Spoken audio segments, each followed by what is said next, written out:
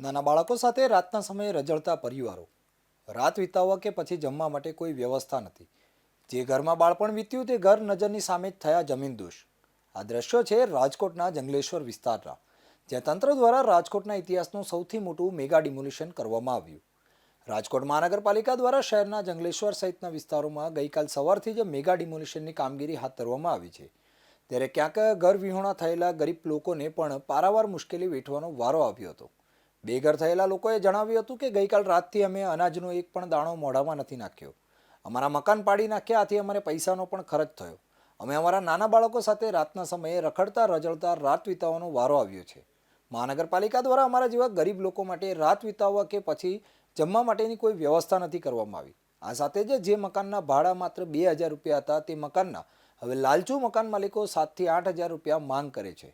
અમે લોકો ગઈકાલ રાતથી અમારા નાના બાળકો સાથે ઘરનો સામાન લઈને રાત વિતાવવા મજબૂર બન્યા છીએ. તો હવે જોવું એ રહ્યું કે આ ગરીબ અને બેઘર લોકોનું હવે સાંભળશે કોણ.